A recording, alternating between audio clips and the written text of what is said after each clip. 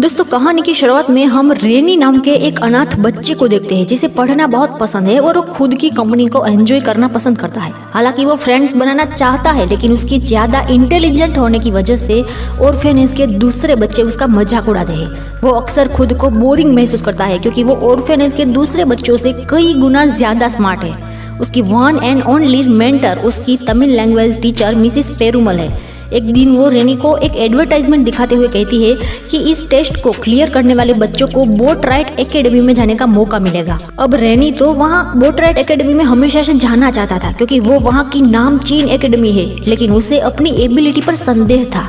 Mrs Perumal उसे आश्वासन देकर कहती है कि बेटा वहाँ जितने भी बच्चे होंगे उसमें तुम सबसे होनहार होगे, यकीन मानो मेरा। सीन शिफ्ट होता है और अगली सुबह वो रेनी को पिकअप करती है। वो उसे एग्जामिनेशन सेंटर ले जाती है जहाँ कई सारे बच्चे एग्जाम देने आए थे। एग्जाम स्टार्ट होती है। उनके एग्जामिनर का नाम नंबर 2 होता है जो थोड़ी सी अजीब है लेकिन स्ट्रिक्ट भी है। वो बच्चों को बताती है कि आप एग्जाम के दौरान क्या क्या कर सकते हो और क्या क्या नहीं कर सकते। अब रेनी पहले क्वेश्चन को पढ़ता है जिसमें पूछा गया था कि तुम्हारे पास आकाश में से गिरते हुए हाथी और फॉक्स दोनों में से किसी एक को बचाने का मौका है, तो तुम किसे बचाओगे? रेनी जवाब देता है कि वो हाथी को बचाएगा, इस उम्मीद में कि इससे फॉक्स की हड्डियां टूटनी भी बच सकती है। इस तरह दोनों बच जाएंगे। ऐसे ही सारे क्वेश्चन के आंसर्स लिखकर वो लास्ट क्वेश्चन तक पहुंच जाता है। लास्ट क्वेश्चन ये था कि क्या तुम बहादुर हो?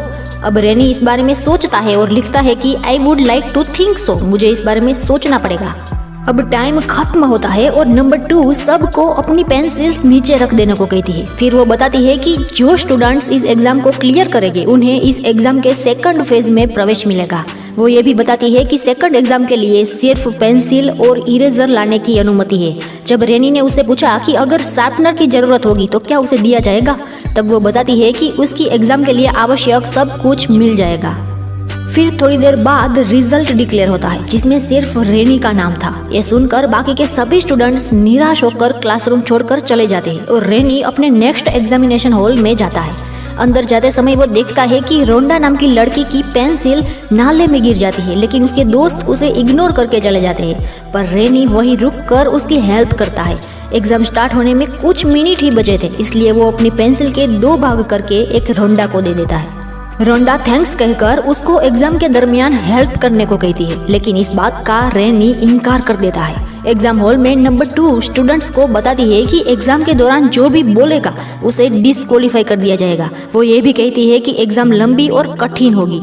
उस पर क्लासरूम की एक लड़की कुछ कमेंट करती है तो उसे बाहर निकाल दिया जाता है। अब रेनी अपना हाथ ऊपर कर इशारों में बताता है कि उसे शार्पनर चाहिए। नंबर 2 समझ जाती है और उसे परमिशन दे देती है। फाइनली एग्जाम शुरू होती है और कुछ ही सेकंड में एक लड़का चिल्लाते हुए भाग जाता है क्योंकि क्वेश्चन बहुत टफ है। रेनी उन क्वेश्चन पर ध्यान देता है जो समझना बहुत मुश्किल है। ज्यादातर क्वेश्चन इतिहास और भूगोल के बारे में पूछे गए थे, लेकिन फिर भी रोंडा जो रेनी के आगे ही बैठी थी आधे घंटे में पेपर पूरा कर देती है। जाते जाते वो रेनी के लिए एक चिट्ठी गिरा देती है। रेनी नोटिस करता है कि उसमें सब क्वेश्चन के आंसर लिखे थे, पर रेनी उसे नहीं उठाता और खुद स्ट्रगल करने लगता है। क्लासरूम का एटमॉस्फेयर इतना तीव्र होता है कि कुछ स्टूडेंट्स ऑलमोस्ट रो देते हैं। रेनी एक भी आंसर नहीं जानता, लेकिन क्वेश्चन को ध्यान से पढ़ने पर उसे पता चलता है कि पहले क्वेश्चन का आंसर लास्ट क्वेश्चन में ही छिपा है और इस तरह सारे जवाब सवालों में ही छिपे हैं। फिर रेनी इजीली आंसर लिख देता है। थोड़ी देर बाद रिजल्ट डिक्लेयर होता है और फिर से केवल रेनी एकलौता पास होता है। वो थोड़ी देर के लिए शॉक्ड रह जाता है क्योंकि रोंडा ने भी चीट किया था। वो मुस्कुराकर उसे अगली एग्जाम के लिए शुभकामना देती है। थोड़ी देर बाद क्लास में स्टिकी वॉशिंगटन नाम का A ग्रेड का स्टूडेंट आता है। स्टिकी के पास आइडेंटिटी मेमोरी है, यानी वो सब कुछ याद रख लेता है जिसे वो एक बार देख ले। वो भी उसकी बैच में इकलौता पास हुआ था। थोड़ी देर बात करने पर पता चलता है कि उन दोनों के साथ सेम चीजें हुई। वो दोनों उस लड़की से मिले जिसने उसकी पेंसिल गिरा दी थी। अब उन दोनों को पता चलता है कि उस चाल का एक्चुअल मोटिव उनकी लॉयल्टी और काइंडनेस को चेक करना था। तभी अचानक एक लड़की दौड़ती हुई क्लासरूम में आती है जो खुद का नाम कैट बताती है। एक्चुअली वो एथलेट थी और उसने भी एग्जाम क्लियर की थी। फिर क्रिस्टा और ड्यूवी नाम के 2 और स्टूडेंट्स आते हैं जिन्होंने भी एग्जाम क्लियर की होती है। उन दोनों को पूरा विश्वास है कि उन्हें बोट राइड एकेडमी में जाने का मौका जरूर मिलेगा। फिर सभी स्टूडेंट्स को उसके नेक्स्ट सुपरवाइजर मिलीगन से मिलाया जाता है। नेक्स्ट एग्जाम के लिए वो सभी को एक एक करके रूम में जाने को कहता है। सबसे पहले वो क्रिस्टा को जाने का ऑर्डर देता है। वो कमरे में जाती है जहाँ पूरा फ्लोर चेस बोर्ड पैटर्न का होता है। फर्श पर लिखा था कि व्हाइट या ब्लैक स्क्वायर पर पैर रखे बिना इस कमरे को क्रॉस करे। क्रिस्टा ये नहीं कर पाती और मिलीगन उसे डिस्क्वालीफाई कर देता है।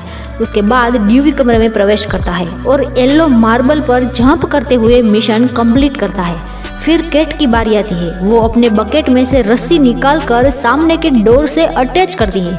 केट ने लंबे समय तक सर्कस में काम किया था, इसलिए वो रस्सी पर आसानी से चलकर कमरे के उस पार चली जाती है। फिर स्टिकी की बारी आती है। वो नोटिस को ध्यान से पढ़ता है और पता लगाता है कि उन्हें सिर्फ अपने पैरों को जमीन पर नहीं रखना, इसलिए वो अपने पैरों को फर्श पर टच किए बिना कमरे के उस पार चला जाता है। फाइनली रेनी की बारी आती है। वो काफी देर तक सोचता है और उसके बाद नॉर्मली चलकर कमरे के उस पार चला जाता है। जब बाकी के स्टूडेंट्स उससे पूछते हैं कि तुमने कैसे एग्जाम क्लियर की, तब वो बताता है कि हम लोगों को स्क्वायर पर पैर नहीं रखना था, लेकिन मार्बल्स तो लंबचौरस था ना, इसलिए हम उस पर पैर रख सकते थे और मैंने ऐसा ही किया। इसके बाद मिलीगन उन सब को कहीं और ले जाता है जहां उसका फाइनल टेस्ट होने वाला है। वे लोग एक नाले से गुजरते हुए आगे बढ़ रहे थे। बच्चों को ये थोड़ा ऑड लगता है कि इतनी प्रतिष्ठित स्कूल की एंट्रेंस एग्जाम में फाइनलिस्ट को नाले से गुजरना पड़ता है। ऐसे ही बात करते हुए वे वहां से बाहर आते हैं। वहां मिलीगन बच्चों को थोड़ी देर अकेला छोड़ देता है और खुद हवेली के अंदर जांच करने जाता है कि अंदर सब कुछ तैयार है या नहीं।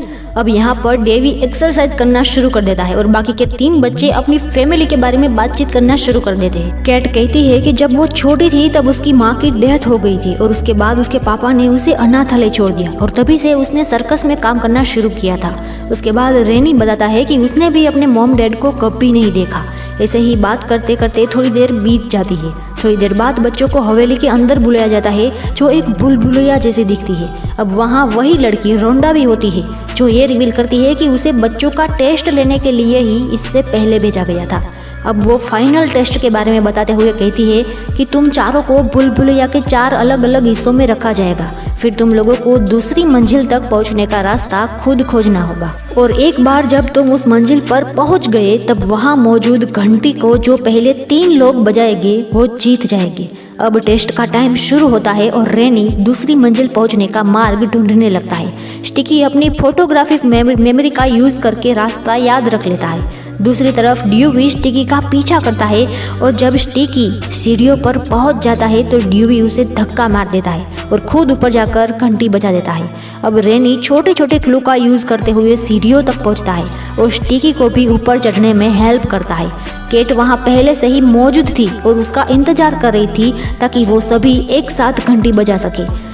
जैसे ही वे तीनों एक साथ घंटी बजाते हैं वो तीनों जीत जाते हैं और ड्यूवी डिस्क्वालीफाई हो जाता है। नंबर 2 बताती है कि तुम लोगों को ये इंस्ट्रक्शन दिया गया था कि घंटी बजाने वाले पहले 3 लोग जीतेंगे। जबकि स्टिकी, रेन और केट ने एक साथ घंटी बजाई तो वो जीत गए और ड्यूवी डिस्क्वालीफाई हो गया। उसके बाद बच्चों को मास्टरमाइंड एग्जामिनर निकोलस बेनेडिक्ट से मिलाया जाता है। अब यहाँ पर कॉन्स्टेंस नाम की सबसे छोटी सी स्टूडेंट भी होती है जिसने एग्जाम क्लियर की है। वो इंटेलिजेंट के साथ साथ खुद मस्त लड़की है जिसे इस बात की परवाह नहीं है कि लोग क्या सोचते हैं। उसने कुछ अलग तरीके से एग्जाम क्लियर की है। पहले तो उसने सारे क्वेश्चन पे क्रॉस कर दिया, यह दावा करते हुए कि सारे क्वेश्चन ही गलत थे। दूसरे फेज में वो बहुत सारी पेंसिल्स अपने साथ ले गई और फाइनल टेस्ट में बुलबुलिया को सोल्व करने के बजाय उसने सैंडविच का आनंद लिया। उसकी यूनिक पर्सनालिटी की वजह से उसे सिलेक्ट कर लिया गया। फिर मिस्टर बेनेडिक्ट यहाँ पर ये रिवील करते हैं कि तुम बच्चों का सिलेक्शन बोट राइड एकेडमी के लिए नहीं बल्कि दुनिया को बचाने के अंडरकवर मिशन के लिए चुना गया है। ये सुनकर बच्चे थोड़ी देर स्तब्ध रह जाते हैं, लेकिन मिस्टर बेनेडिक्ट बताते हैं कि तुम लोग ही अब दुनिया को बचा सकते हो। दरअसल दुनिया भर में रेडियो और टीवी के जरिए एक मिस्टीरियस साउंड ब्रॉडकास्ट हो रहा है जिससे मानव के कान को तो कुछ नहीं होता, लेकिन उसका माइंड उस साउंड पे रिएक्ट करता है और धीरे धीरे इंसान चिड़चिड़ा होता जाता है। 1 साल के रिसर्च के बाद मिस्टर बेनेडिक्ट ने पता लगाया है कि ये सारे सिग्नल्स एक आइलैंड पे मौजूद बच्चों के स्कूल से आ रहे हैं जहाँ सिर्फ बच्चे जा सकते हैं। इसलिए तुम सब बच्चों को इस टास्क के लिए चुना गया है। मिस्टर बेनेडिक्ट कहते हैं कि तुम लोग मुझे इस मिशन के लिए मना भी कर सकते हो, लेकिन तुम जैसे इंटेलिजेंट बच्चों से मिलके मुझे बेहद खुशी हुई। कुछ देर सोचने के बाद चारों बच्चे मिशन के लिए मान जाते हैं और फिर उनको ट्रेनिंग दी जाती है और यहीं पे ये मूवी खत्म हो जाती है।